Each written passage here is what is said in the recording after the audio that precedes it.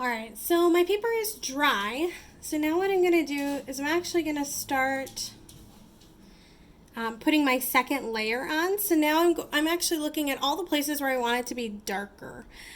So I kind of want around the edges to be darker.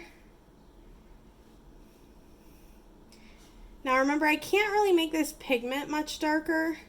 I can only go over it with another layer. So I'm going to look into my areas where I've already put pigment, and I'm just going to start going over them with more pigment again. Now I can kind of look and condense my color a little bit. And it might make it a little darker, but it's not going to go a whole lot darker.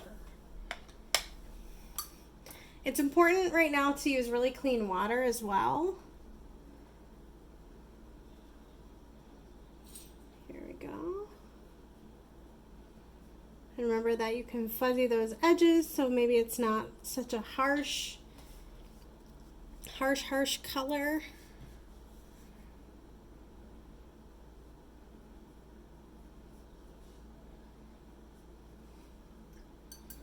I'm drying my brush so that it's only a little damp when I go to blend it out.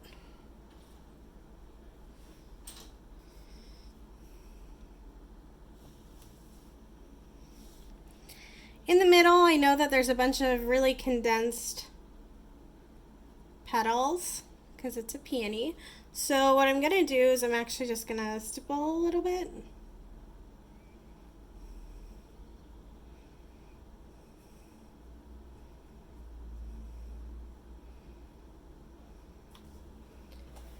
And then let that dry and work on some other areas.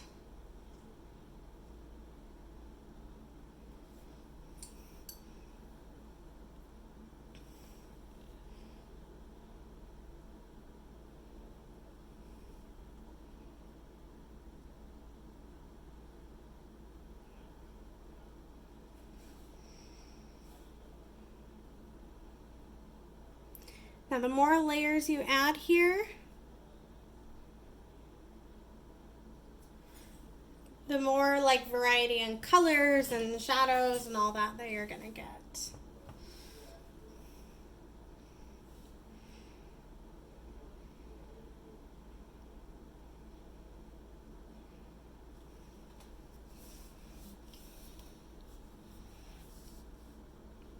All right, so I'm gonna let that dry for a little bit and come back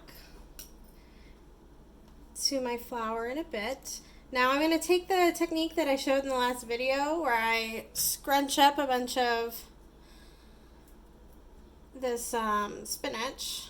And I'm going to make sure it's pretty broken because that's where the color comes from, not the outside of the plant, but the inside. And I'm going to do a little on the outside. I know that I can't really control it, so I don't know if I want to use it for the stem yet, but I do kind of want this soft green on the outside.